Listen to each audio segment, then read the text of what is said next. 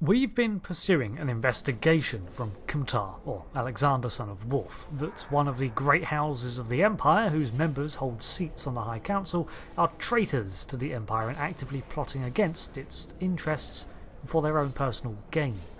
Well, he ended up in Rorapenthe for moving too quickly with his accusations, so now we are on the hunt for undeniable proof. We've already found that the Tal Shiar was receiving stolen supplies meant for the war effort, something that could only be accomplished through a house with great sway, but we don't know for certain who.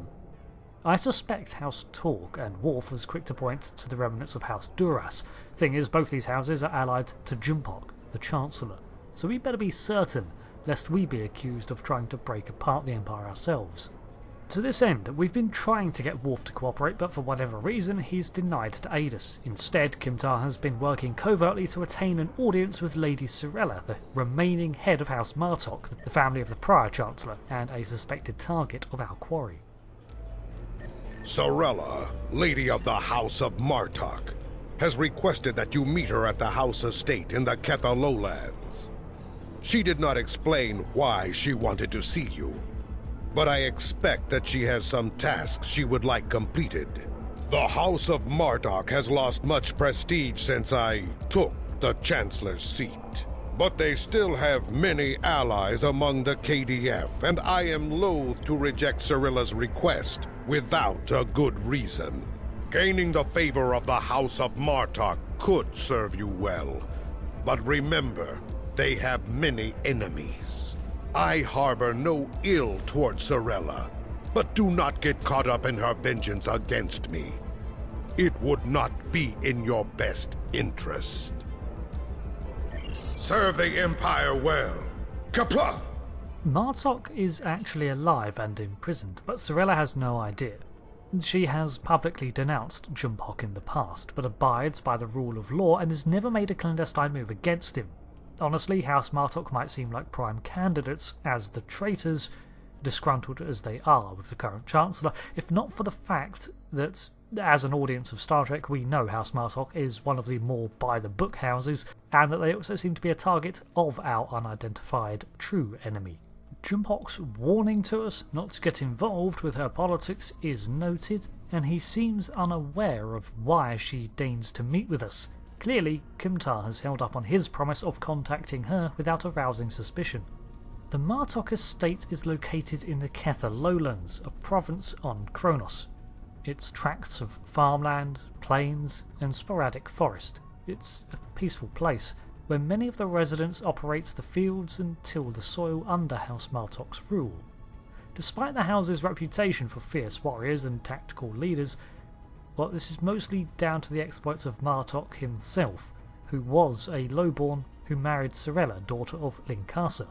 Now, Sirella's noble lineage dates back to the second dynasty of the Empire, and is a descendant of Emperor Reclaw, which was around the 16th century. However, there is a cover-up around that time that shows that Reclaw's line actually ended and a commoner was brought in to pose as his daughter to appear to continue the line. Not something that Lady Sirella would take too kindly to having been pointed out. From all accounts, Sirella was far more of a conservative individual than her husband, and she worried greatly about the inclusion of outside influences within her house, Klingon or otherwise.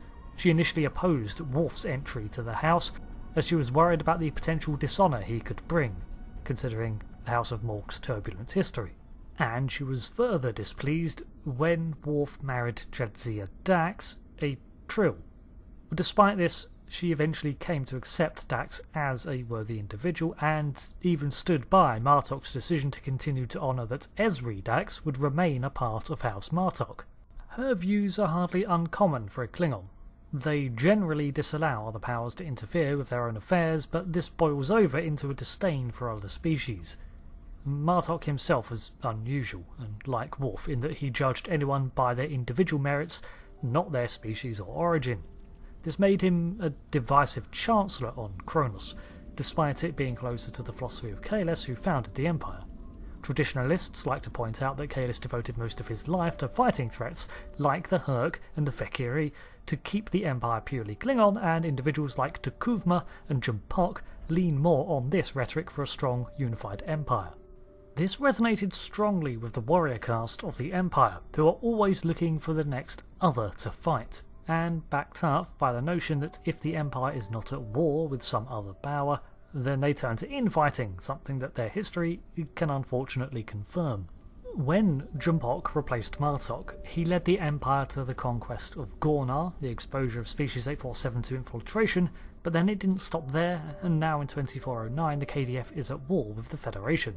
This war is taking its toll, like it or not, because the Federation is not as weak as he likes to make out. Still, because of his past success, he has a lot of favour within the Empire, but his detractors point out that this extended war with the UFP is overall now weakening the Empire. And this talk of treachery and instability within is a symptom of such. Finally, as players, we know that many of the reasons that this war has not ceased is because the Iconian threat is manipulating powers behind the scenes, predominantly the Tal Shiar and the Alachi and 8472, the last of which is equally a pawn in their game. So it's not entirely Jumpok's fault that the war continues on, and even now Starfleet seems to be trying to get the Empire in order covertly in order to alleviate the conflict. Why else does Section 31 supply us with the means to uncover traitors within the Empire? Well, because it will pull out the truly dissenting element that is helping in prolonging the war. The thing is, if it really is House Torg behind this, that looks really bad for Jumpok, as they are one of his strongest supporters, and I begin to wonder how much does Jumpok know. He contacted us personally to warn us away from allying too closely with House Martok, but he does have legitimate reason for not wanting us to bolster a rival house. Despite his words, it does come off as a little apprehensive. We'll have to see what his reaction is when all this comes to light. So, we make our way to the Martok estate, following the roads between the ornate storehouses, cargo pads and crop fields. We travel up the myriad of stairs and between burning flames to reach the plateau of the house itself, where Lady Sirella awaits. Unsurprisingly, we also find Kimtar is here waiting for us. Ah, the estate of House Martok. It has been too long. After Gowron stripped my house of its titles and lands, this place became my home. I will defend it and House Martok to my final breath. Come, Lady Sirella waits for us ahead. Believe me when I say it is unwise to keep her waiting. Welcome. I will skip the usual pleasantries. We have serious matters to discuss. The House of Martok has many enemies. Some of them seek to curry favor with Jumpok, or the House of Duras, by striking at us. Until now, most of these attacks have been little more than a nuisance. But now we know that an enemy may be plotting to assassinate Worf, and my grandson, Maven, may also be a target. The filthy Baktag willing to carry out such dishonorable attacks must be stopped. And so, I ask you to find these assassins and eliminate them. Actual attacks have been occurring. Sounds like we need to move quickly. Any threat to House Martok will be dealt with, my lady. On that, you have my word as a warrior. Where is Maven now? He is on his way to the Batleth tournament on Forcus 3 with your father. Worf assured me that he would handle security matters during the trip, but that was before you reported your findings to me. Yes, unfortunately we have to move quietly and slowly. We shall go to Forcus 3 as well. Before you go, I have another concern. Our local farmers reported seeing a Romulan here recently. Given Kemtar's suspicions of a house collaborating with the Tal Shiar, it seems to be an odd coincidence.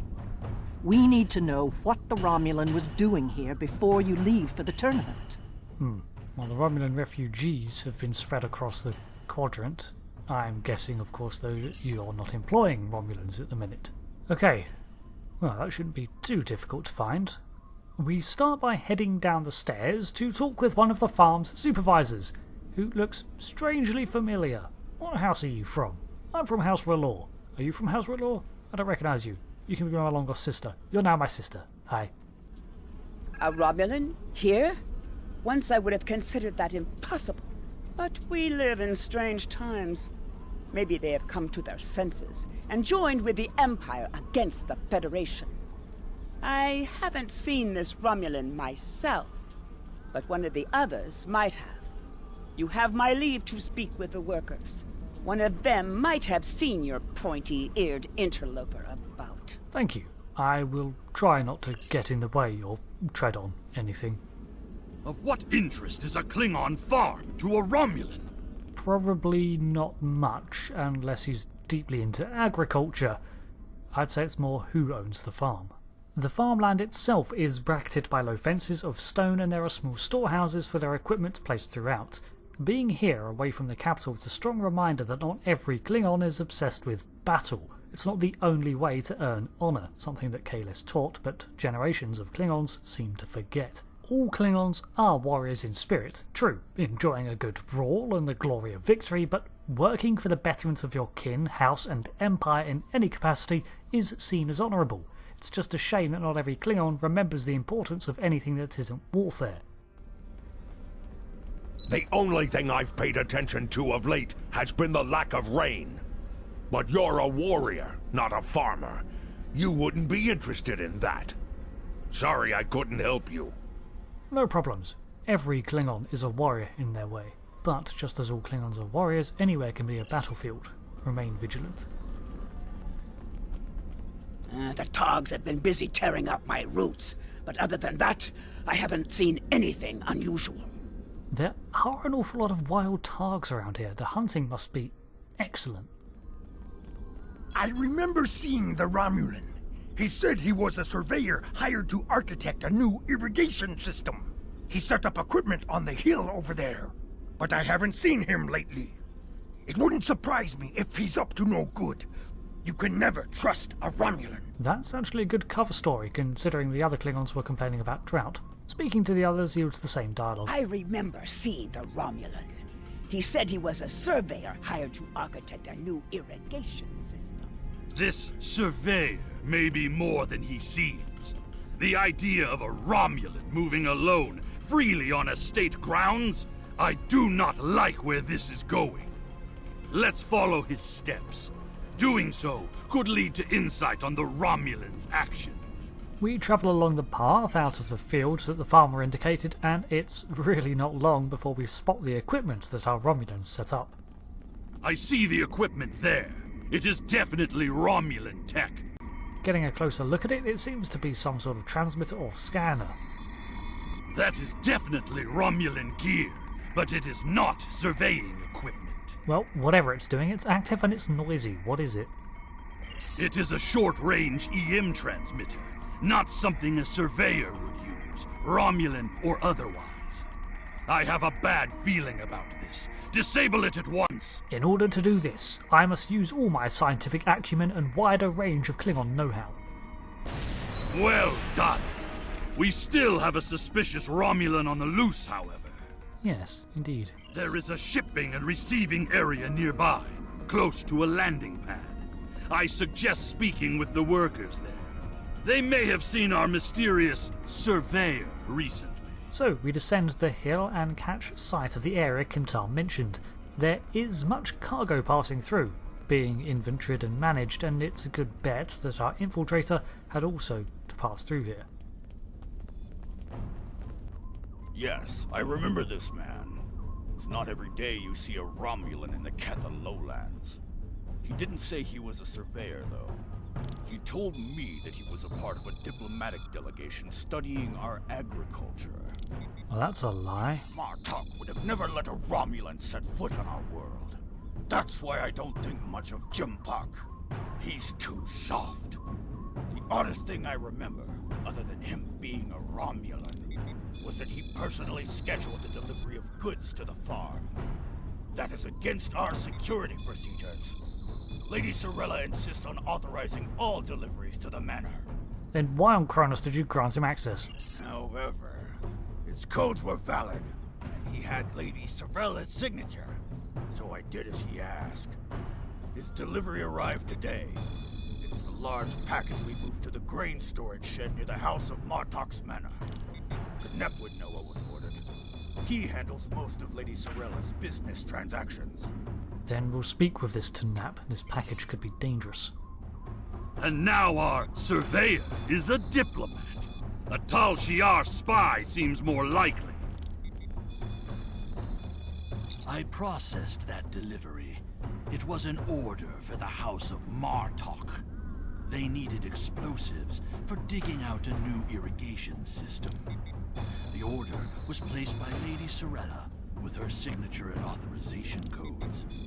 She must need the new irrigation channel badly. Normally, Sirella delays such tasks until the winter, when the farm hands aren't busy with planting and harvesting. Oh lovely, a large amount of explosives. Great. This spy is clever, placing the explosives near the House of Martok's fertilizer stores. If he detonates them, the results will be devastating. I believe that device we found earlier was intended to be a trigger relay. Taking it out will slow the Romulan down, but it may not be enough to foil his plan. Yeah, we've bought ourselves some time, but we still need to find him. We should focus our search near the fertilizer shed. The spy will need a good vantage point to monitor the area before he triggers the detonation. Come, the hunt continues. Use your scanner to search for Romulan life signs. So, we whip out a scanner and have a look around. The signal is getting weaker. Now, the indicator draws a line as the crow flies to our Romulans. However, there was an issue I encountered along the way where an invisible wall stopped my progress and prevented me from taking a straight path as intended. What does happen, however, is that Romulans beam in as we approach our destination and attack. We call in our pet hound from Aurora Panther, and the crew dispose of these interlopers easily enough. But it clearly points that a Romulan ship must be nearby, perhaps in orbit. The signal is getting stronger. This is where I hit the invisible wall and had to work a way around. There's also a lot of poorly optimised occlusion going on, where assets vanish when they're not in line of sight to save on performance. So I think this area has been altered by a recent patch, as is common with STO. Detour aside, we approach the landing platform to see a Burrell-class bird of prey. There, by the ship! What is that Romulan doing? The House of Martok will crumble, and with it, the rest of the Klingon Empire. You cannot stop what has begun. Would you like a twirly moustache to go with that? Treacherous for shock! It's an ambush! As our assassin beams away, more Tal Shiar replace him, and we have to fend them off before dealing with the placed explosives. They're finished. Deal with that bomb before it kills us all! Easy enough, let me just grab my hammer and hit it a couple of times. I'm joking, I'm actually going to disarm this one properly. This ship, it is the Rotaran, the flagship of House Martok. That Romulan wanted to blow up more than fertilizer. No shit. It would have been a fatal blow, both to the House and its honor. Huicha! One thing is clear. Whoever is behind this plot has no honor. Not even a Fekiri would join forces with the Tal Shiar. It is madness! Yes, that's because the Fekiri are insane. What's our next move? We must continue the hunt, my friend. The Romulan still draws breath, and as long as he lives, our troubles will multiply. A piece of Baktok probably beamed up to a cloaked vessel in orbit. Let us return to your ship and see if we can find it. Good to know we're all on the same page. Okay, we return to the Koskari in orbit and begin looking. Ever since Jempok recognized the government on New Romulus, the number of Romulan ships in orbit over Qo'Nos has increased. Most of them have legitimate reasons for being here. As a diplomat, I realize that harassing such a ship could lead to an incident. That's trouble we do not need. I don't intend to harass every Romulan ship I see. That'll take too long. Very well. I am willing to continue, as long as you understand that discovering the vessel that holds our quarry will be difficult. But not impossible. We know cloaking tech. Start by scanning for that. There's a lot of warp and impulse traffic in the area. It's too much for the scanners to handle, especially if we're dealing with a cloaked ship. That's assuming the ship is still in the system. They may have gone to warp as soon as the spy stepped off the transporter pad. True, but we can also look for the core emissions of a singularity. Ah, your intuition served us well, my friend. Scanners are detecting trace singularity distortions from the nearby asteroids. I believe a cloaked Romulan warbird recently entered warp there.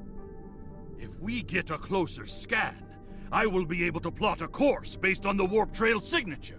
There are indeed many Romulan ships around Qo'Nos these days. The Republic has been sincere in its effort of backing up the Empire. Check the new Romulus playlist for that backstory.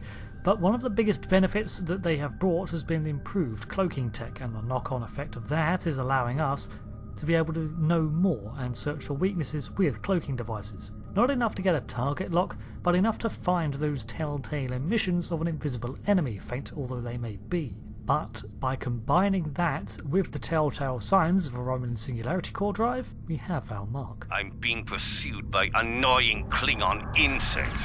What are they called? Ah, glob flies. Wow, this guy's smack talk is almost Klingon. We find our target as they decloak and attack us in a modified Mogai warbird. As much as I would love to dance, I have a pressing appointment elsewhere. So let's change target. So rather than engage in a lengthy skirmish with this globfly and draw the attention of the local KDF guard, they cut their losses and flee, leaving behind 3 Tavaro warbirds. These are mere ancient and easily disposable craft for the Romulans. They're here nothing more than to slow us down.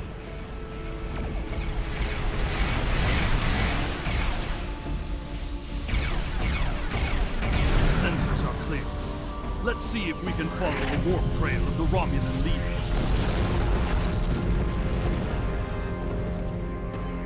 Scanning. Ah, there it is. Warp trail detected. Sensor analysis indicates that the Romulan is headed for the Forcus system. Focus 3, of course. They are going for Worf and Maven. Agreed. I believe Lady Sirella's suspicions were correct. The Romulans mean to kill Maven and anyone that gets in their way. Like my father. Both Maven and my father are formidable warriors, but even they can be overwhelmed by numbers and treachery. I must go to Forcus to warn them. Will you join me, my friend? Of course, I still need answers. So, we warp out in pursuit of our target, but our barrel is slow, and we lost more time in that skirmish. So who knows what awaits us when we arrive at the tournament, and how much headway this strike from the Tal Shiar has already made. And despite it all, we still don't know who is behind it all on our end, but one thing is certain. House Martok is not involved. Jumpok's most vocal opponents, well, they're some of the most honourable Klingons we've met, and they're not going to just turn on their kin during this time of conflict, not outside of the Great Hall and talk at any rate. I did intend to continue this mission till its end, which is probably about another quarter of an hour of the episode left to go, but I don't know if you can tell, but my voice is actually starting to go, so I'm going to have to call it here. But hey, it means more episodes of Stos in the long run, and I got the chance to talk about the lore of House Martok in greater detail, which is always fun. So, thank you for watching this episode of Star Trek Online Story Series, and I hope to see you back for the next part as we continue to explore the ever-adapting, evolving, changing, and breaking narrative of Star Trek Online. I've been Rick, and I hope to see you again for the next part. Thanks again, and Qapla'.